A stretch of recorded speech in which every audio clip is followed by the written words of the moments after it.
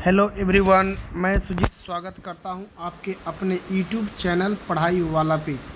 तो फ्रेंड, आज आप लोग को ज्योग्राफी के 50 BBI मोस्ट क्वेश्चन लेकर आए हैं, जो बिहार डीएलएड के लिए बहुत ही महत्वपूर्ण होने वाला है दोस्त।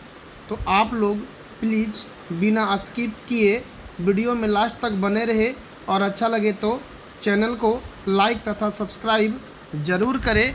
तो चलते हैं फ्रेंड आज के अगले प्रश्न पर। तो आज का अगला प्रश्न है, भूगोल शब्द की उत्पत्ति अंग्रेजी भाषा के ज्योग्राफी से हुई है, जो लैटिन भाषा के निम्न शब्द से बना है। यह जो है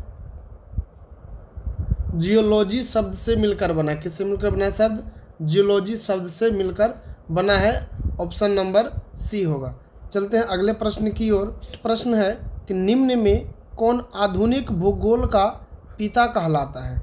निम्न में कौन आधुनिक भूगोल का पिता कहलाता है दोस्त? तो इसका सही आंसर होगा Alexander von Humboldt. Alexander von Humboldt है। और हेकेटियस दोस्त, हेकेटियस को फादर ऑफ ज्योग्राफी कहा जाता है। फादर ऑफ ज्योग्राफी कहा जाता है हेकेटियस को। और टेसियस को दोस्त, टेसियस एक ईरानी राजवैद्य है। टेसियस क्या है दोस्त?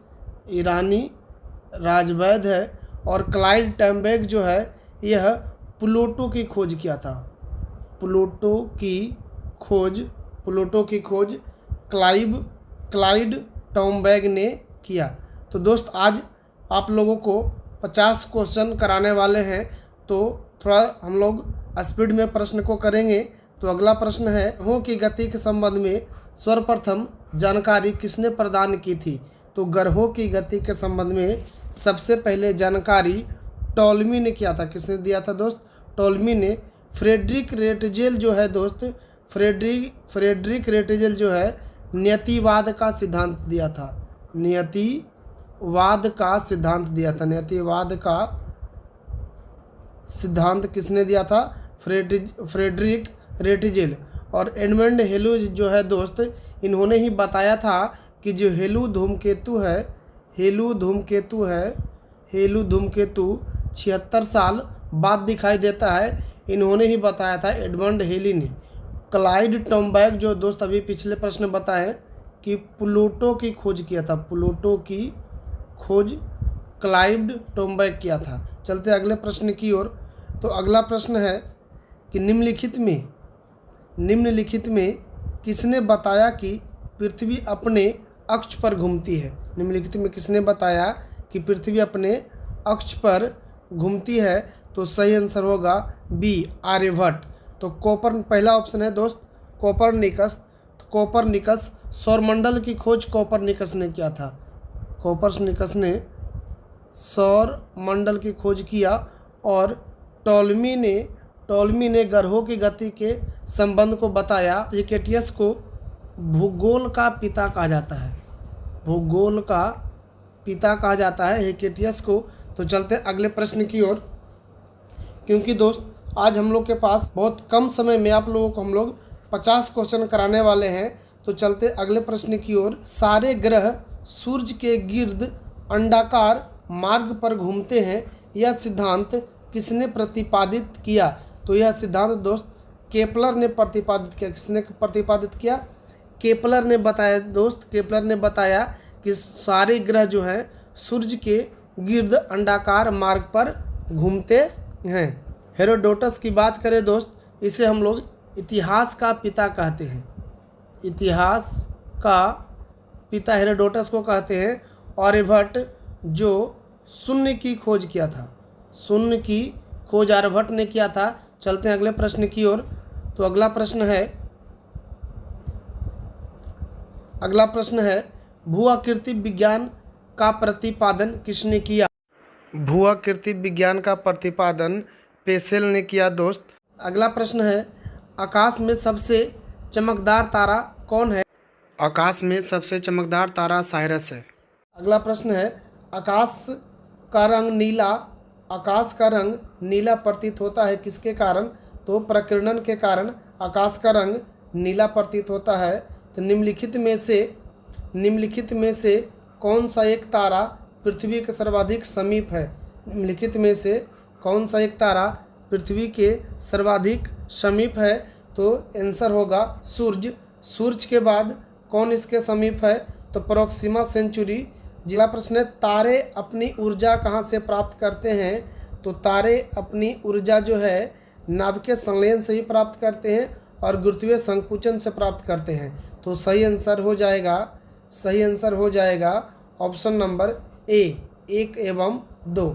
तो अगला प्रश्न है दोस्त, अगला प्रश्न है, ब्रह्मांड का सबसे बड़ा तारा कौन है जिसे 27 लाख सूर्य समा सकते हैं? तो इसका जो सही आंसर है प्रोक्सिमा सेंचुरी। क्या है दोस्त? Proxima Centauri. तो अगला प्रश्न है कि सूर्य के बाद पृथ्वी के सर्वाधिक निकट कौन सा तारा है जो पृथ्वी से 4.22 प्रकाश वर्ष दूर है? तो इसका भी सही आंसर जो है दोस्त प्रोक्सिमा सेंचुरी है। क्या है दोस्त? Proxima Centauri. तो अगला प्रश्न की ओर चलते हैं। तो अगला प्रश्न है कि सौरमंडल की खोज किसने की? तो सौरमंडल की खोज कोपरनिकस ने की। अगला प्रश्न है, सूर्य के सबसे नज़दीक और सूर्य से सबसे दूर ग्रह क्रमशः कौन है? तो सबसे नज़दीक होगा बुध और सबसे दूर होगा नेपच्यून। चलते अगले प्रश्न की ओर कि पृथ्वी के कितने प्रतिशत भाग पे जल है? तो हम लोग जानते हैं दोस्त पृथ्वी के 71% भाग पर जल है और 29% भाग पर स्थल है। तो लगभग में मारेंगे, सही आंसर जो होगा 70% होगा। अगला प्रश्न है कि चैलेंजर द्वीप किस महासागर में स्थित है? चैलेंजर द्वीप किस महासागर में स्थित है? जिसका सही आंसर होगा प्रशांत महासागर। क्या होगा दोस्त? प्रशांत महासागर। दोस्त ये आप लोग को 50 क्वेश्चन जो करा रहे हैं इसमें से आपके एग्ज़ाम में 2 से 3 क्वेश्चन कन्फर्म है जो दोस्त आएगा ही आएगा, इसलिए ये वीडियो को स्किप ना करें और लास्ट तक बने रहें। अगला प्रश्न है, बाल्टिक समुद्र को उत्तरी समुद्र से मिलाने वाली नहर कौन सा है? तो सही आंसर होगा कील नहर। सही आंसर क्या होगा दोस्त? कील नहर। तो अगला प्रश्न की ओर चलते हैं कि निम्नलिखित में कौन शीत समुद्री धारा है?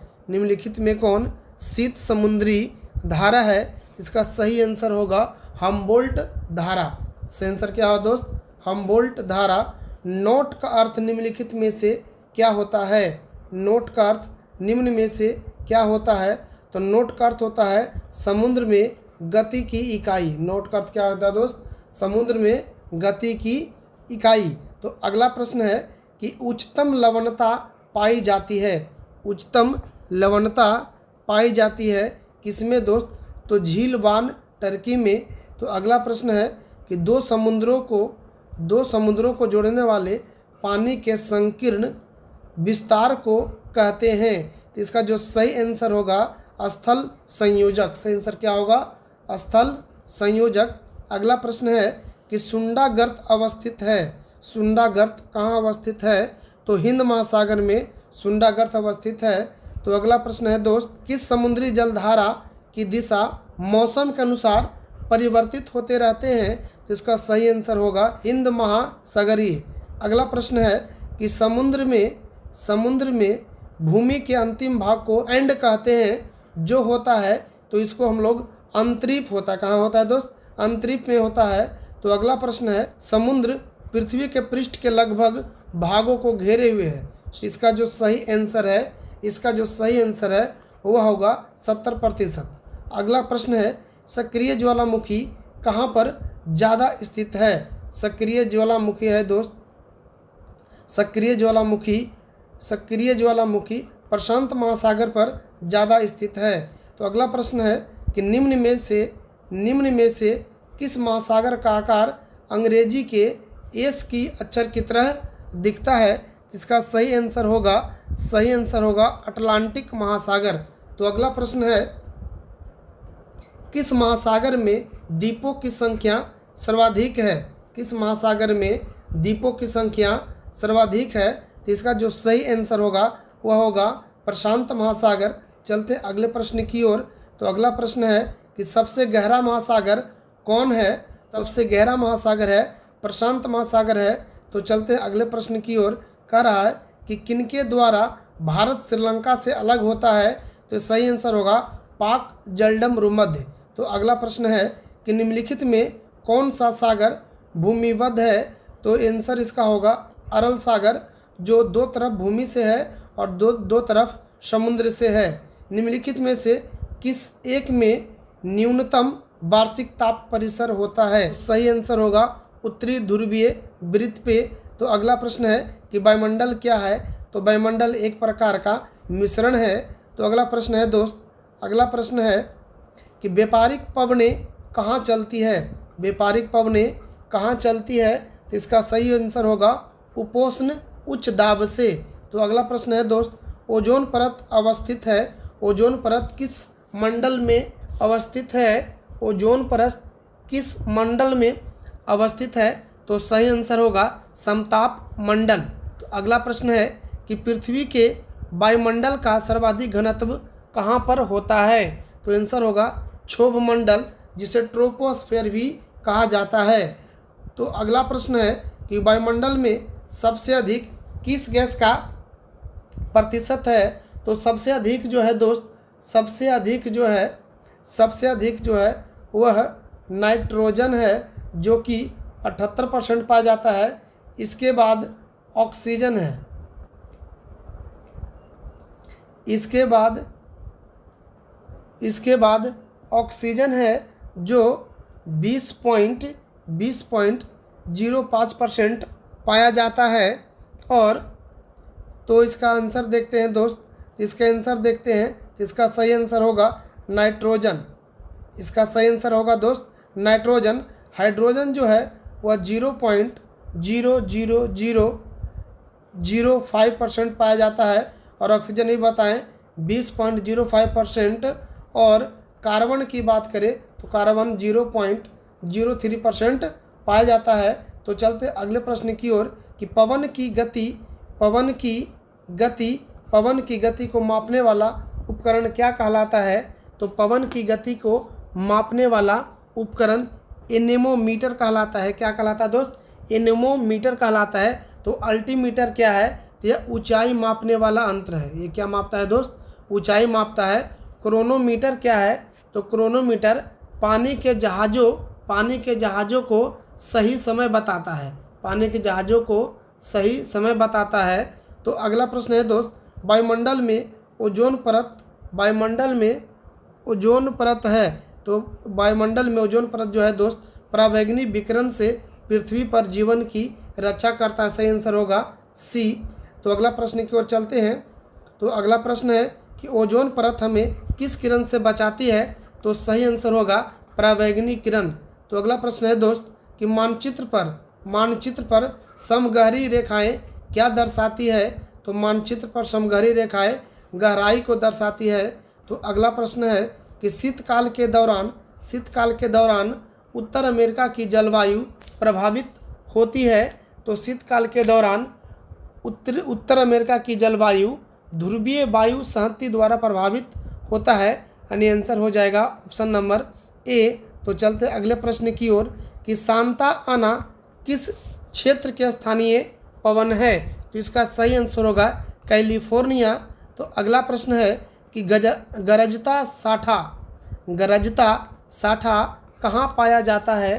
तो सही आंसर होगा 60 डिग्री अक्षांश पे। तो अगला प्रश्न है दोस्त कि भूपृष्ठ के किस क्षेत्र को डोलड्रम कहा जाता है? भूपृष्ठ के किस क्षेत्र को डोलड्रम कहा जाता है? तो ऑप्शन नंबर ए होगा विषुवतीय निम्न दाब पट्टी को डोलड्रम कहते हैं। तो चलते अगला प्रश्न की ओर। तो अगला प्रश्न है कि ओजोन का निर्माण कहाँ होता है?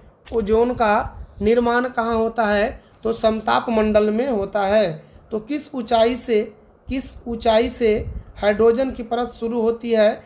तो 3540 किलोमीटर की ऊंचाई से हाइड्रोजन की परत शुरू होती है। तो अगला प्रश्न है किस देश में सर्वाधिक अम्लीय वर्षा होता है?